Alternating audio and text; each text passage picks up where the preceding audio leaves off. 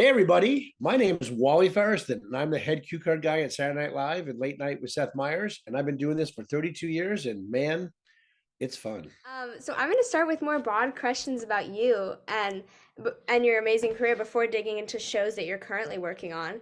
But my first question for you here is, growing up, what did you want to be? Well, originally when I was little, I wanted to be a baseball player or a police officer, and those quickly went away. But no, from the fifth grade on, I wanted to be a writer, write for TV and film. I wrote something in class for a teacher, and she read it out loud to all my classmates, and it made everybody laugh. And I was like, "Oh, that's a pretty good feeling," and I think I'm good at this. So ever since then, I started thinking about I want to be a writer. I want to write for TV and film. I want to write comedy because I grew up in a funny family. So that was the goal growing up. Kind of a difficult question. Can you remember when you first learned that cue cards were used in television as a kid or? Definitely not as a kid. No, I had no idea about cue cards. I went to Syracuse for writing for TV and film. Mhm. Never discussed cue cards at Syracuse. There were no cue card classes that I took or could have taken. So honestly, probably when I heard about the job, I didn't really know anything about cue cards or a lot about them. But when I heard they were hiring somebody, I said, I think I can do that. Mhm. And you and your brother both have very successful careers working in different capacities in the industry and with comedy. And I read that you said that you got your sense of humor from your dad. What did he do as a career, and how did this humor translate to both of you getting into Yeah, acting? my dad was a salesman and he was very funny. I think he probably wanted to be a comedian, a stand-up comedian, or in movies and stuff like that. But living in Massachusetts and having a family and stuff, it really wasn't a viable thing to do. So he used his humor to sell his products that he was doing, when he was selling.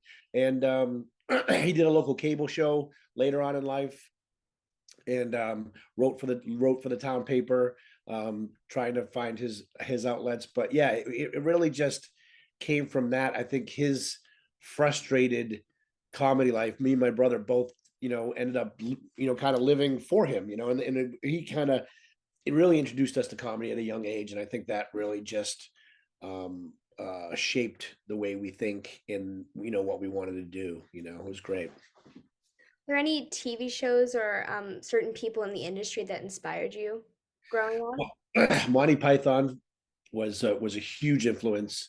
My dad loved Mel Brooks, so we went to go see all the Mel Brooks movies, Young Frankenstein, Blazing Saddles, things like that. Probably at a young age that we probably shouldn't have been watching it. Benny Hill, I don't know if you know who Benny Hill is, but Yeah. yeah, Benny Hill was a big influence on early life. And just he played comedy. There were no real comedy specials, stand-up comedy specials back in the '70s and stuff. So my dad had comedy albums. He had Cheech and Chong, which he would play to us, and George Carlin and things like that. That was just always comedy around all that. But those shows specifically and those comedians specifically, I remember pretty distinctly. So when you first started getting into cue card holding, how did your knowledge of comedy help you with that?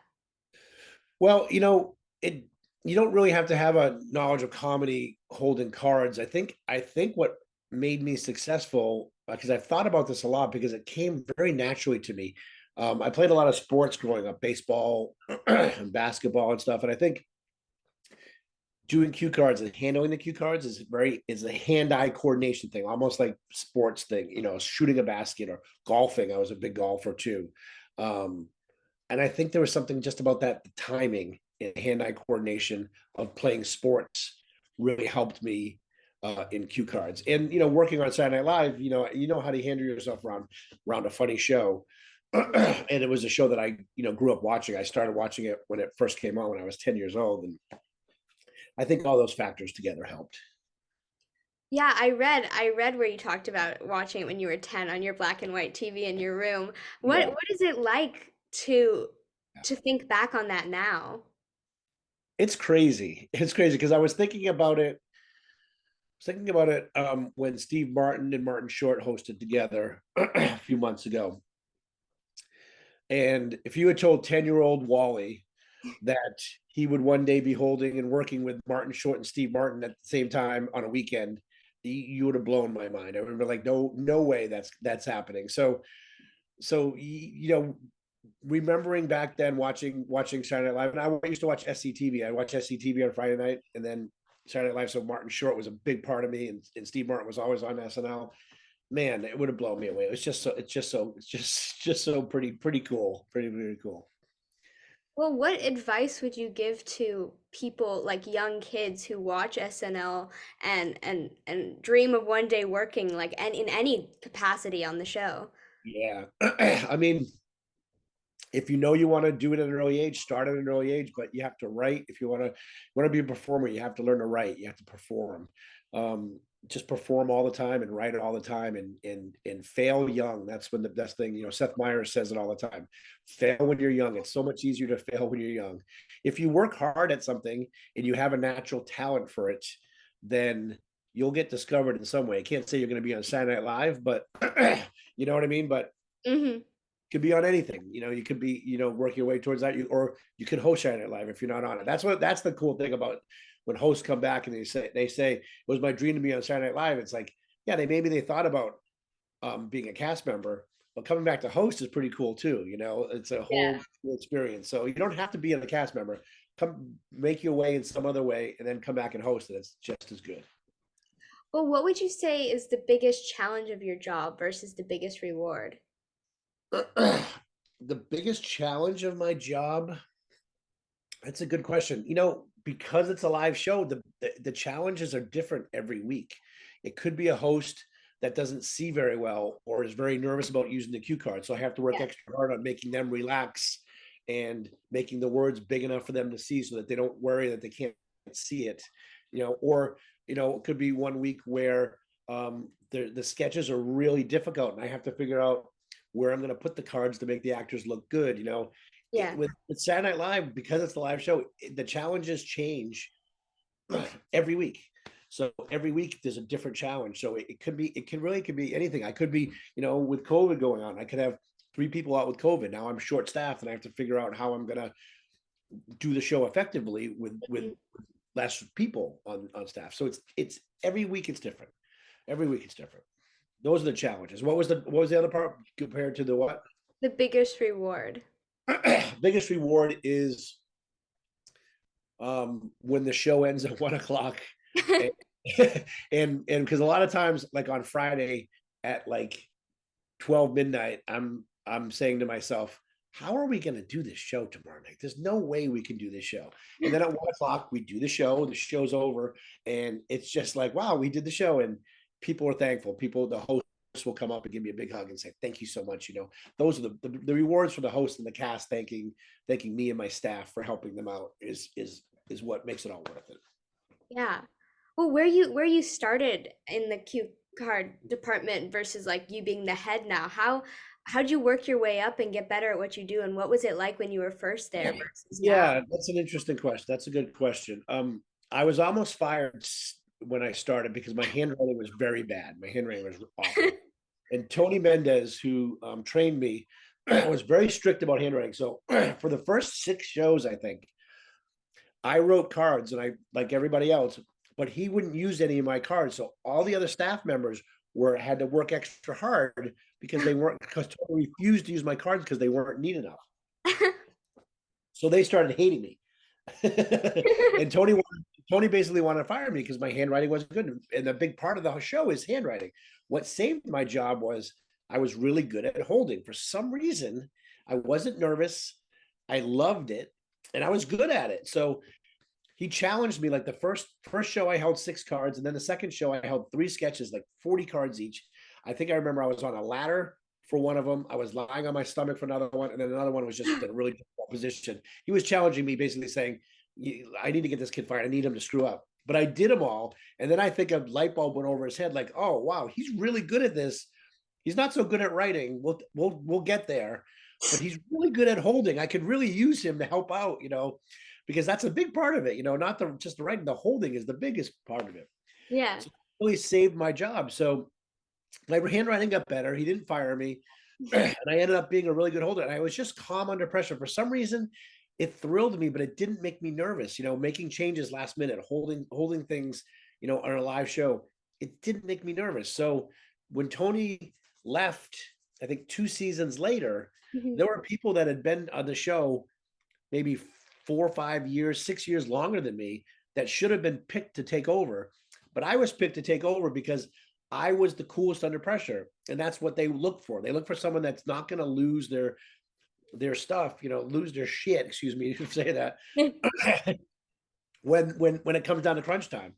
And yeah, they picked me out of all these other people. And again, that probably made people mad, but it was the upper people that said, no, we need him running the show because he really is calm under pressure. And that really, pushed me along. And then, people eventually left, and then I hired my own friends. And within like 5, 6 years, I had everybody that was working with me were people I knew or friends of people I knew. So yeah.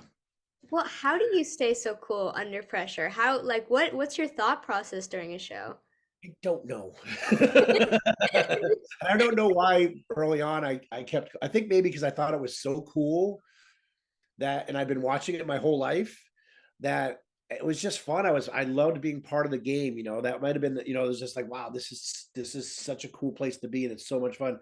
And now I think I've been doing it for so long, and I've seen so many things, I've been in so many situations that now it's just a job. And I try not to think of it like that, but Mhm. it's just a job. The live show does not make me nervous. Sometimes I get nervous if it's a really heavy thing or if it's a little difficult. I'll just focus. I'm able to focus. Fred Armisen said something to me one time. I did a monologue. I was holding a monologue for a live show, and I didn't know he was standing behind me watching. And I stepped, and we finished it, and I stepped off, and he was like, that was the most amazing thing I've ever seen. And I'm like, what? He was like, the focus you had holding those cards, you weren't looking anywhere else. You could tell you weren't thinking about anything else, looking anywhere else. You were focused on what you were doing. And it was amazing, that kind of focus. So I think I just have this natural focus where I know it's important. You can't let your mind wander during it, and you just have to do your job. And I guess I'm good at it. You're so good. You're so impressive. I'm like, Hey, what are some of the things that people don't know about your job? Because I'm already learning so much. yeah, what don't they know about my job? I don't know. A lot's been written about cue cards, Yeah. over the years. So there's a lot people know.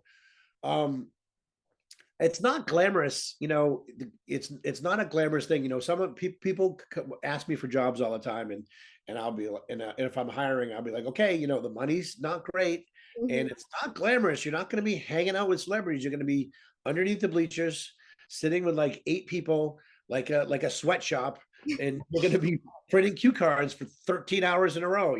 It's not a glamorous thing. And I think they think when they're going to come work, they're going to be like, oh, I'm going to be hanging out with the cast members and the stars. It's like, well, I'm going to be doing that, yes. And some of the guys that have been working there for a long time are going to be doing it, but most likely you're going to be sitting at a desk with markers and ink all over your hands, and you're going to be printing cards for 13 hours, and that's the job. Hmm. So it's not glamorous. I think people maybe think it's a glamorous thing, and some of it is, but for the majority of the cue card people, they're sitting there, they do the majority of the work. They make me look good, but it's not an easy thing to do. Yeah. And when it comes to last second changes, I know you've probably been dealing with that for years, but does it ever get to you? Do the last second changes ever become stressful for you? Now that's the fun part.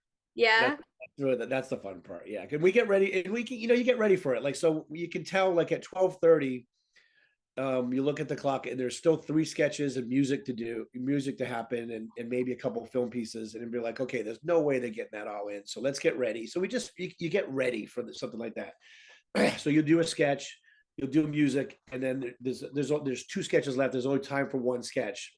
Hmm. And okay, guys, get both sketches up. When they decide which one, there might be changes coming down. So we've learned from experience. When it goes to commercial break before a sketch, there's like maybe 3 minutes of commercials. We don't go right out, because a lot of times changes will come in that 3 minutes. Hmm. So we'll wait till about maybe 1 minute, and then we're safe. I don't think there's any changes coming down, and then we can go out. But if the change is coming down, that gives us like 2.5 minutes and it's usually just a cut. It's not Hmm. what wouldn't be really dialogue changes. So it's really easy. You just as long as you're ready and prepared, you get guys in front of the you get your tape, and you just make the cuts real quick and go out there. But yeah, no, it makes it fun. It makes it energizing, and it's the cool part of it. How does your job impact the way you watch television? You watch shows. How does that impact you? I don't think it impacts it too much because not a lot of shows use cue cards that I don't, work for. You know what I Yeah. mean? So I'm not looking at that show and like, oh, that guy's eyeline's terrible. You know what I mean? Um, I couldn't go to a lot of comedy shows. Like at least like if I had friends, if I had people that wanted me to go see like a stand-up show, stand-up show early on, that weren't professional stand-ups that were Mhm. just like starting out and stuff like that. I couldn't go to those because I'm hanging around the best comedians in the business. So to Yeah. go see someone starting out doing stand-up, it's just like, oh, I can't. It would be too torturous for me to see. So it's kind of ruined me like on live shows like that. Like, Hmm. um, but I don't think it really affects how I watch other shows, except for the fact that if it's someone that's been on Saturday Night Live and they have a show, I'll tend to watch that. Or if it's an SNL cast member that's written a book, I'll buy their book so I can read about their experiences and see if we experience them in the same way, kind of thing. But yeah, I think that's probably the answer to that. Yeah. Well, before I move deeper into SNL, on all the shows you do, they love to include you in jokes and different sketches and episodes and all that. What's that like for you? It's a whole new thing for me. Seth Meyers has really taken it to a different level on late night. And no, I love it. I love it. I love that he trusts me not to screw up the joke or not to make the joke bad. I love that they make fun of me on camera or they talk about me. Any mention of me is fantastic, whether it's positive or negative, because it's always meant to be funny. It's not meant to be harmful or hurtful. And yeah, I love acting on camera. I mean, it was great. I used to do stuff on SNL more, and I think because of my appearances on Seth, they're not using me as much because Lauren likes to separate the shows. He doesn't like to keep the shows separate. So I made my choice. I kind of made my choice: be on once in a while on SNL or be on Seth a lot. I think I made the right choice. Well, moving into SNL, I was watching that segment they did on you where you were talking about like a typical week and all that, and you were talking about color coordination of text on cue cards. I was wondering, was that something that was there when you were there, or was that something that you created, or how did Yeah, that most of the things we do in cue cards was something created. Most of them, mostly by this guy Tony Mendez, who used to run SNL, and then was Dave Letterman's cue card guy. work? He sadly passed away last year, but yeah, he was just fanatical about things. But he came up with all these rules about proofing things and colors and names and things like that. Yeah, and it's just something that's been honed over the years, and we'll make little changes here and there on things. But most of the rules that we have in effect were passed on, and we just kept them, and maybe tweaked with them a little bit, but mostly the same. Yeah. What are your favorite types of sketches to work on, and what kind of genres do you most enjoy?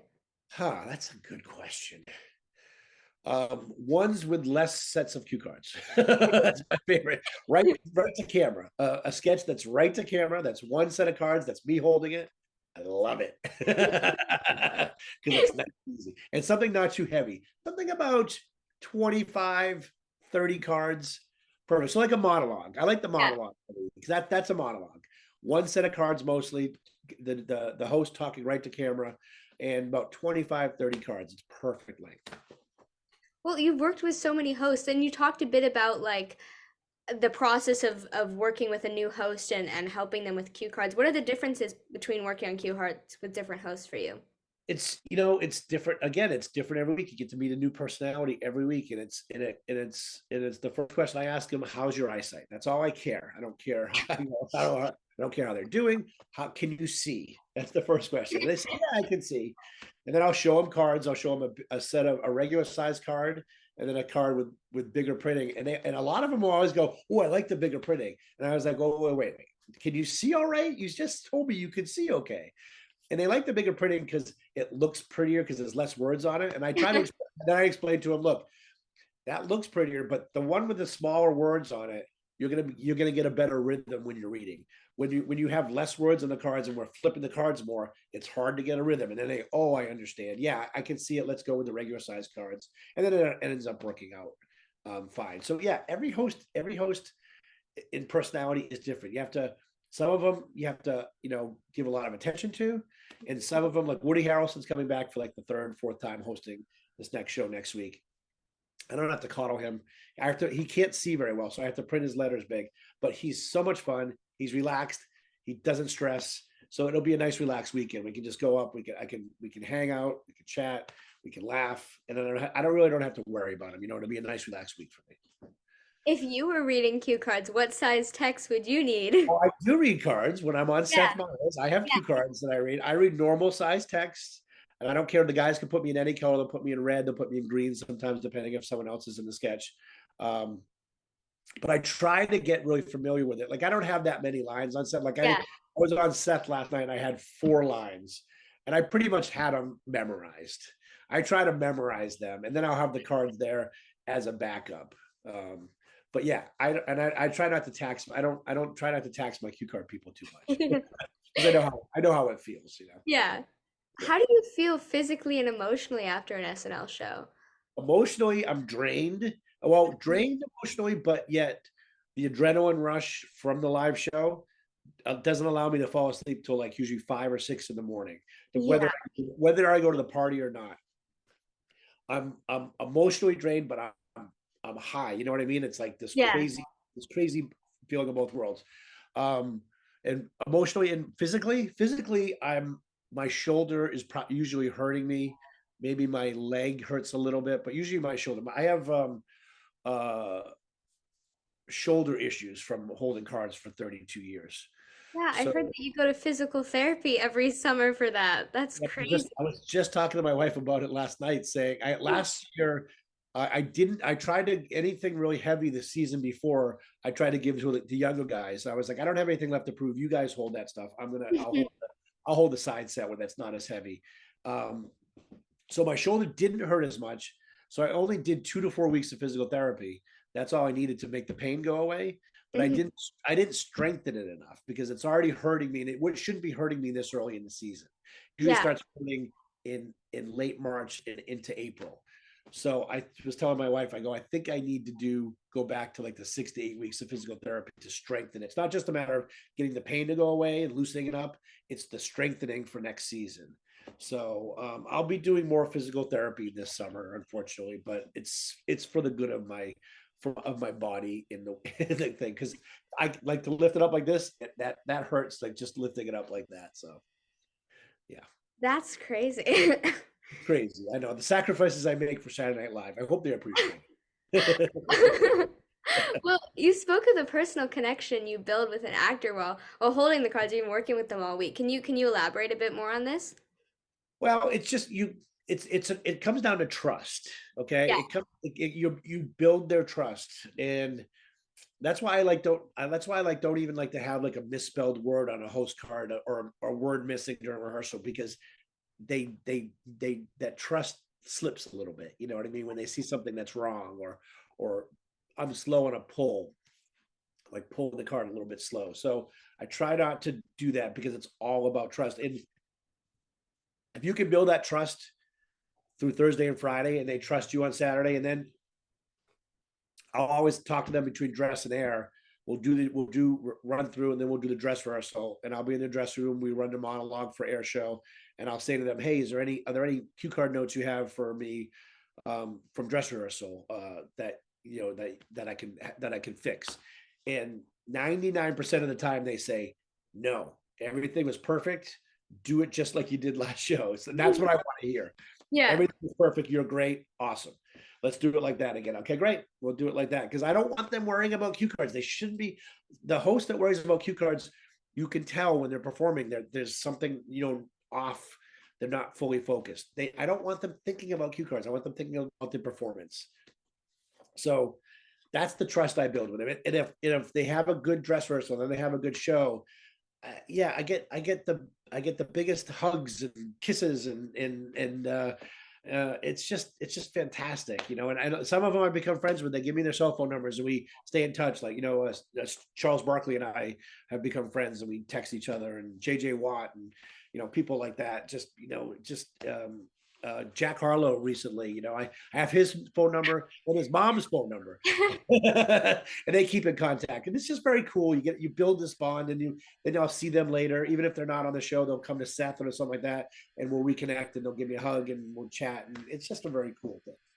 Well, what are some of your favorite hosts? Like you were just mentioning some, but do you have any others that come to mind when you think of that? John Hamm's fantastic. He's just a cool guy. Paul Rudd is so good. He needs to come back because he got kind of burned on his last show, you know, the COVID show. Um, he's such a good guy. Trying to think who else, like just like former cast members, like Amy Poehler was just back on in a sketch. That was great having her back. You know, people like that, you know. But everybody just, it's great meeting the new people that I don't know. Like there's some hosts coming up. The girl from Wednesday, I think, is hosting. I just saw my son texted me crazily because he loves her.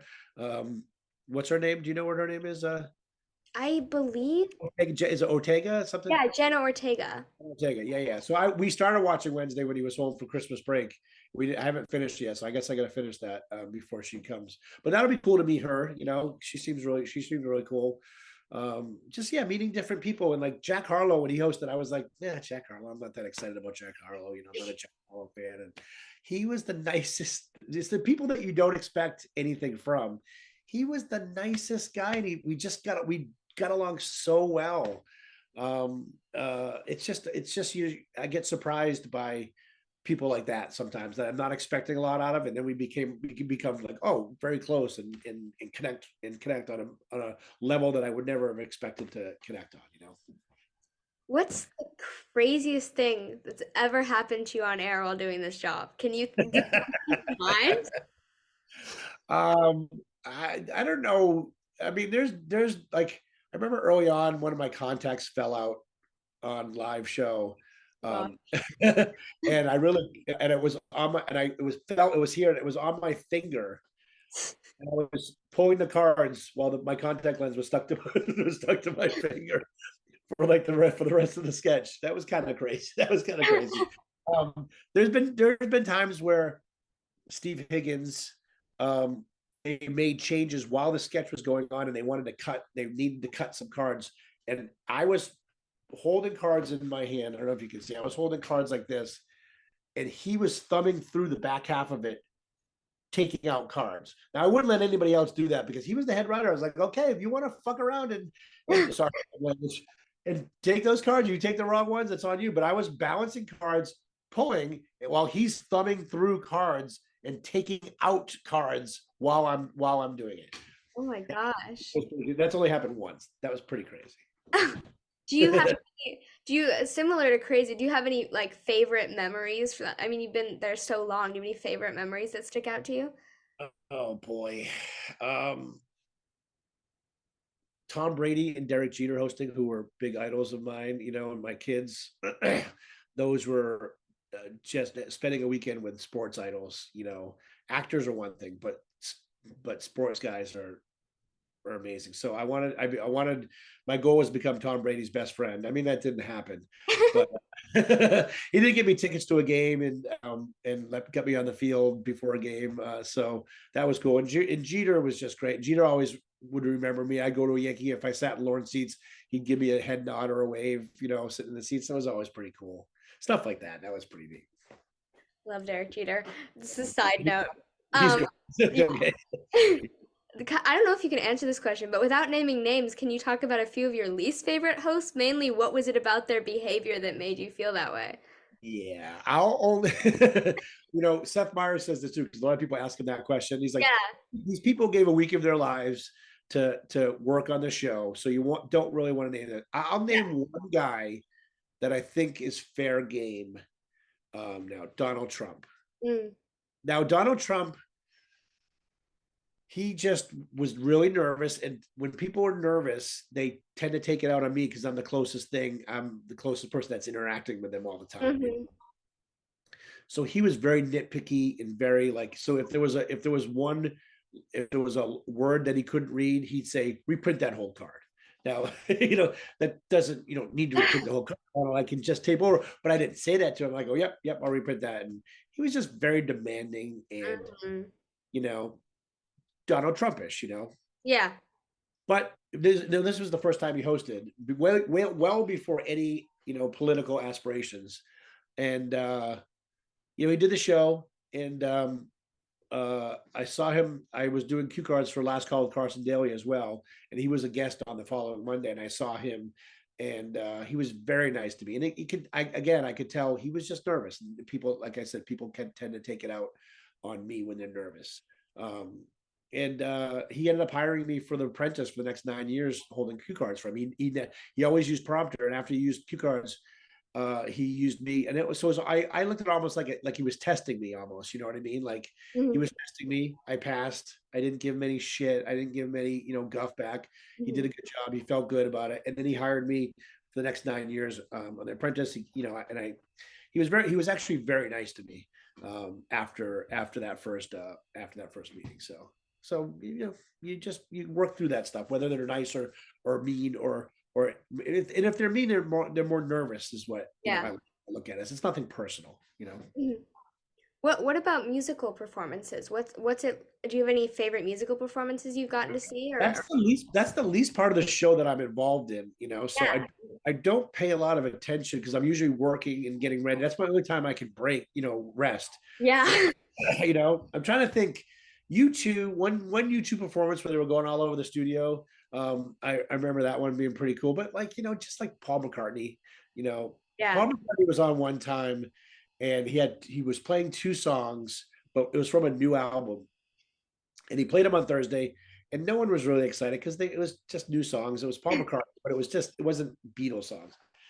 But then they added a third. They gave him a third song, so he had to come back on Friday night to rehearse, and where everyone's we're working, and it's like 7 o'clock on a Friday night, and all of a sudden we hear "Hey Jude" coming from a freaking piano, and the studio stopped, and everyone ran to the floor, and he basically gave a 30-minute concert. "Hey Jude," "Lovely Rita," "Yesterday," just singing, figuring out what song he's gonna sing, and it was amazing. It was truly amazing. And then he was waiting to do um, there was a break, and then he was waiting to do it, and he came walking back to our area. He's just walking around the studio. He walked back to our area, sat down with us, started chatting with us like we were all old friends. So it was pretty crazy. It's crazy. Yeah, yeah. But again, being there 32 years, he hangs out, a good amount of time. So it's like you see Paul McCartney, it's almost like, oh yeah, hey Paul, how you doing? It's like, it's commonplace. Yeah. It's nuts.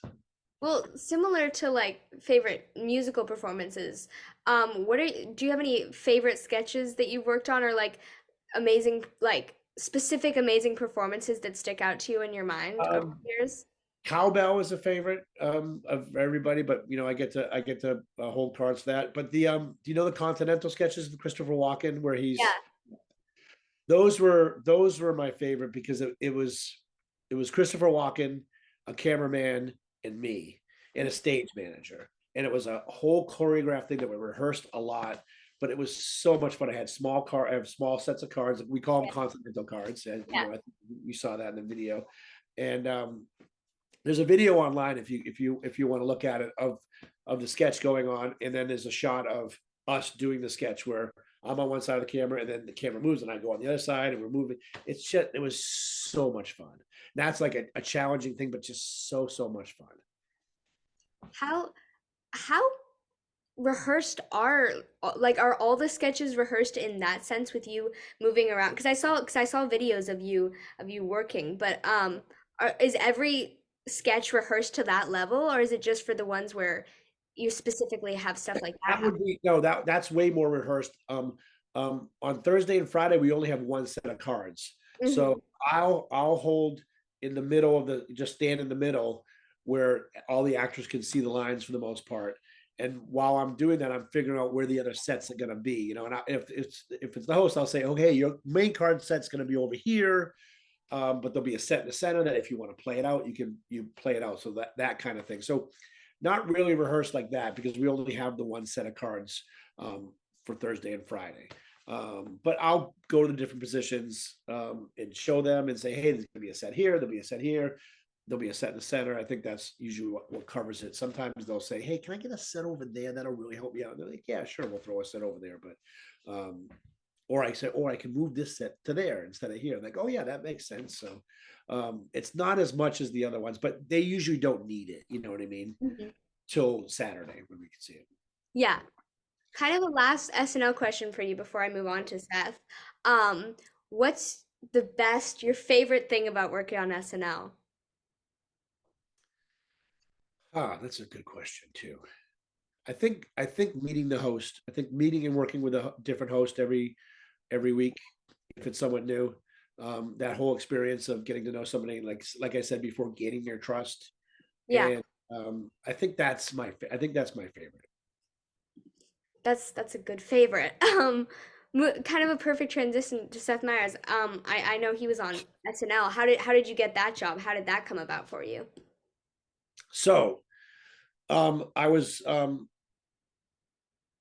basically just working at once Carson Daly moved to LA. I was only working Saturday Night Live Thursday, Friday, Saturday. I mean, I owned the company by that time, so I had guys working on Fallon, on late night with Jimmy Fallon, and um, it was good. I had worked 3 days a week. It was nice. I liked work because I had young boy. My boys were young, so I get to spend time with them. And then I had Yeah. summers. I had summers off, but then I heard Seth was getting the job, and they were going to shoot it right next door. And Mike Shoemaker, who I'm very friendly with, was Hmm. executive producing it. I was really pretty close with Seth. Um, I went to them and I said, "Are you guys going to use cue cards?" And they were like, "Yeah, we're pretty sure we're going to use cue cards. That's what Seth wants." And I was like, "All right, I'm throwing my hat in the ring and say I'll run the show for you guys because I don't want Seth to worry about cards. I want Seth to focus on the writing and his performance. I don't want I want him to succeed. I don't want him to fail." And they were like, "Really? You'll run it?" And like, "Well, what about Saturday Night Live?" And I was like, "Well, there's only Thursdays. Thursday is the only overlap day. I think we did a month of Fridays, but then Hmm. that was going away, so it was only going to be Monday through Thursday." And I was like, "Thursday, I'll just do both. I can do, I'll do. You guys will get more focus, but I'll go back and forth between the studios. They're right next door to each other, so Yeah. they they were thrilled, and I really didn't think it would turn into me being on camera all the time, but that was the main impetus of it. I wanted Seth to relax and not being worried about cards. And I had held most of the cards he had ever done on Saturday Night Live, so I figured uh, he'd be okay with that decision, and he was really happy about it, and it's worked out very well. It's kind of similar to what you just said in Seth's interview with you that he did. He said 95% of the words that he says on television over almost 20 long years are cards that you've been holding up. What's it like working with somebody for that long? What's that Well, like for you?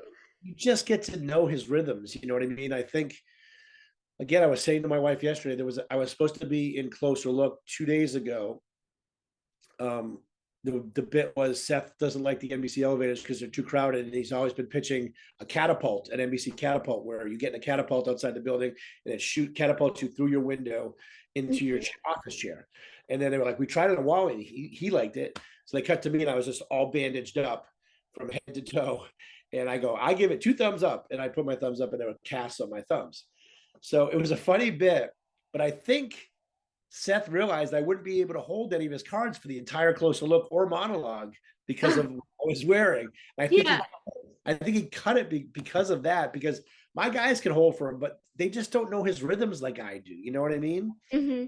Know him so well. He'll pause, and if I don't catch the pause and it's at the end of a card, I pull it, but I can hold it up so he sees the last words. There's just things that Yeah. we do that I know help him out, and I could tell that like I was sick a couple last week. I missed Monday and Tuesday, and my guys held and they were fine, but it's just not the same thing. I could tell, and he was like, it's good to have you back because I Yeah. missed you. You know what I mean? There's just something about working with someone that long. I just know how he reads so well and Hmm. so fast too that I just know him really well. So it's just a familiarity, I think, Yeah. Well, I saw where you posted about a joke you wrote for Seth for his opening monologue. Is that something you do often? I used to when the show started. That's what I wanted to be. I wanted to be a writer. Yeah. I was writing. I used to write jokes for Weekend Update, and I thought, yeah, this would be fun. I'll write some jokes for Seth, and I got a bunch on. But then I got bored. I get bored with it. I was like going, I get, you know, you have two kids and a wife, and you get things that come home, and it's just like you don't have time to come home and write jokes Yeah. anymore. There's too much stuff to do. So I let the younger people do that. Well, in terms of a normal show for you, what does that entail? How is that different from SNL? Oh my God. It's like night. It's like night and day. So a typical show that doesn't have I don't have an SNL on that day. Hmm. So that we tape the show at 4. Hmm. I come in at 2. Okay. To help print closer look if needed or rehearse something. Um we do this. I come in at 2, we do the show at 4, I'm done at 5, I'm home. So I work 3 hours compared to, I don't know, a 13-hour day. So Yeah. what do you think? What's the difference? Big Yeah. time. And it's just so much more relaxed. It's taped. If something goes wrong, we can reshoot it. If which we don't do a lot, but we can, if they give us last minute changes, if we're not ready, they just hold the show for 5 minutes, you know what I mean? It's not, there's no pressure. The pressure of the live show is gone, Hmm. and it's just you can do it. If something comes down late, you just do it. So it's much more relaxed atmosphere. Much What's more relaxed. yeah? What's your favorite thing about working on the show? Um, that's a good question. I guess now being on camera, I really like being on camera because I got people asking for my autograph or asking for my picture downstairs, or yelling my name when I walk out for that when I the first of the show, Wally, and it's great. I had a whole and it started to transition over to SNL. A few people will yell my name from the crowd when I'm doing SNL now. The last SNL, I walked out for the cold open.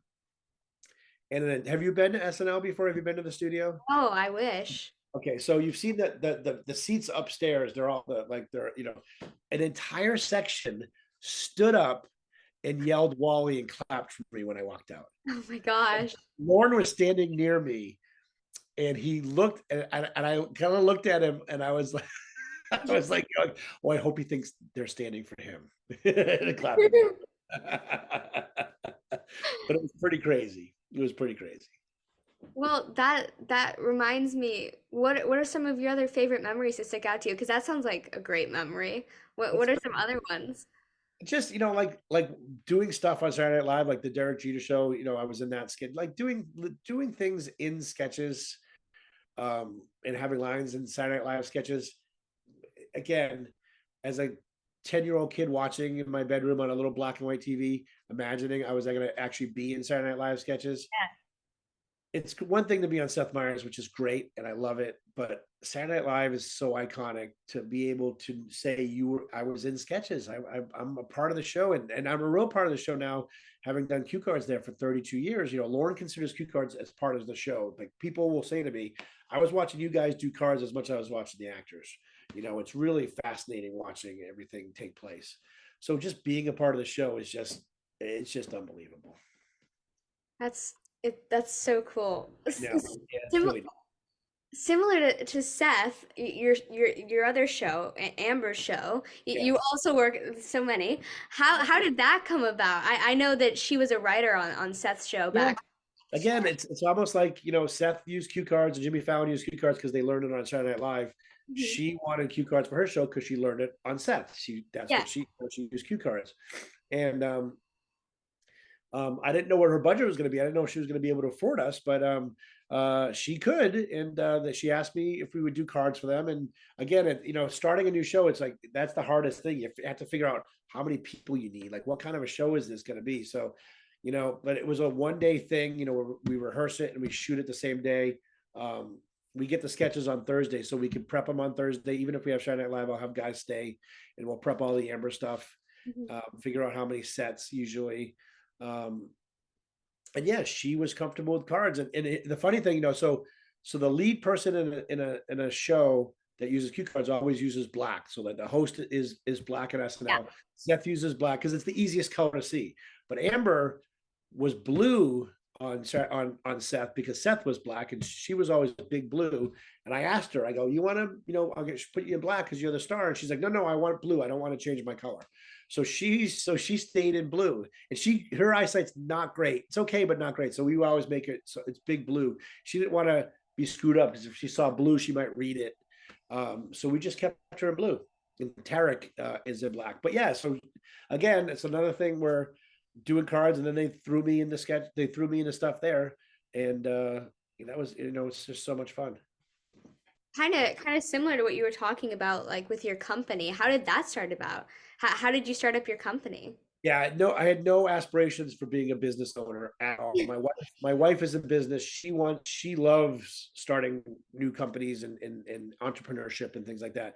It became it was out of necessity. We were working for a company. Most of the people, almost everybody that worked for the company were people that I hired and were friends of mine. And the guys we were working for, our paycheck started bouncing like once every couple months. Yeah. And I couldn't order supplies because they weren't paying the bills on time. And we didn't have tape, to tape over things. So we were running low on cards, and it was causing a lot of stress. And it just became a necessity thing. So I said to my wife, I go, I think I need to start my own company because these guys aren't running it effectively, and it's not right. And my guys were going to leave because they weren't being paid, or they'd being paid, their check would bounce, and then that would cause all kinds of problems. So I went to the shows and I said, I'm thinking about starting my own company. Will you guys go for me? And they all said, yeah. At that time, it was Conan, Last Call, Carson Daly, and Saturday Night Live, and they said, yeah, well, you're the guy that runs our shows. Of course, we'll stick with you. So I ended up buying out my company because I went to a lawyer, and he was like, yeah, let's offer him some money. I did some negotiating, and I paid him a certain amount of money over 5 years, and then started a company, and then never looked back. And it'll be 20 years next year that I'll be having New York City Cue Cards will be the 20th anniversary of next year, which is pretty cool. Oh, that's so cool. Yeah. What about your other company that started up during the pandemic? What was that like for you? Yeah, Cue Cards by Wally. Yeah. Well, this was an idea I had in 2019. And again, like I said, my wife is an entrepreneur. She likes to start companies. And I said this to her. I go, what do you think about me doing personalized cue cards for people?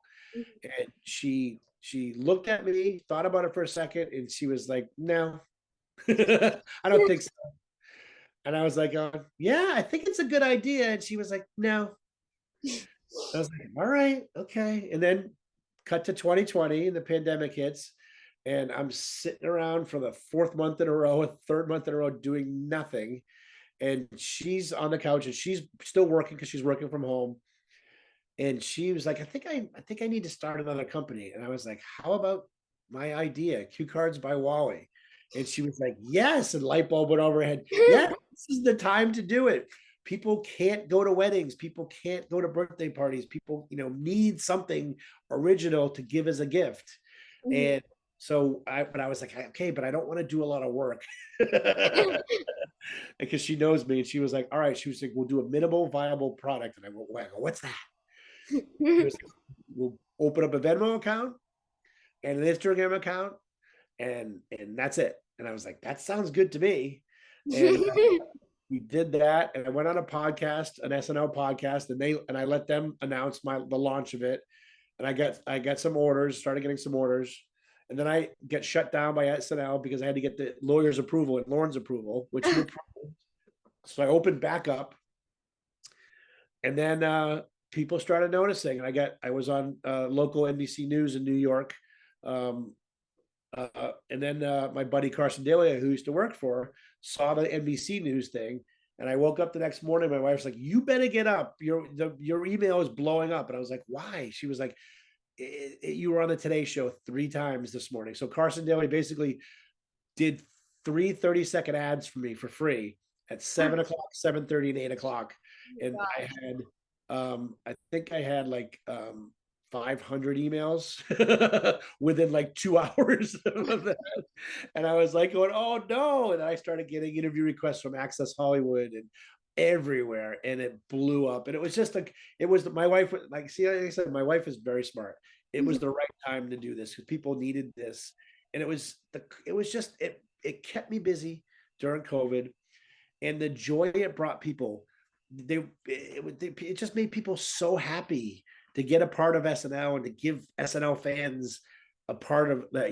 They called it part of the show, even though it wasn't. But the real cue cards that they used on the show, and it was just the coolest thing. It was just so much. It brought so much joy to me that I helped so many people during this times, and it was just fantastic. It was good. It was good for everybody.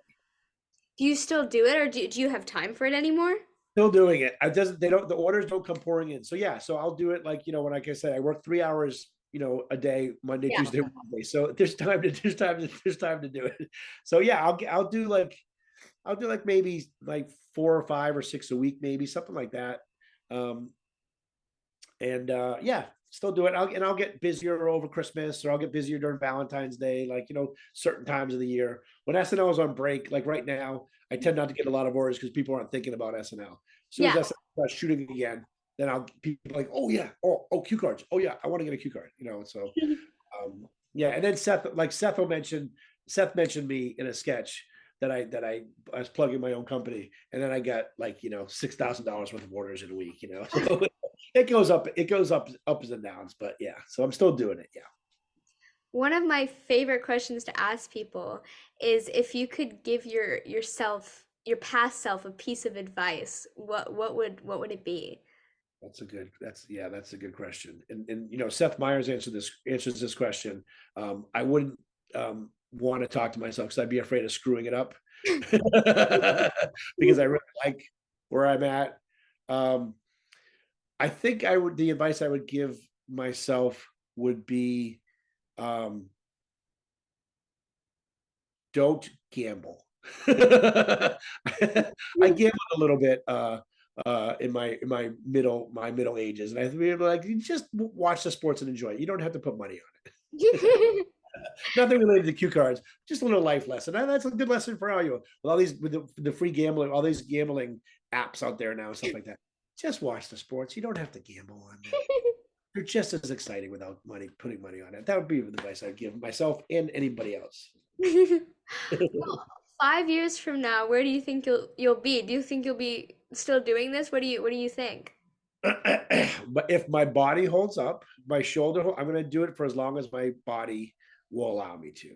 And Mhm. I can't do that. The plan is to still run the company, have somebody running it for me, one of the younger guys, and to get paid as a consultant, just to be hanging around the set because I still want to be there. Have a little office with a TV and a lounge chair.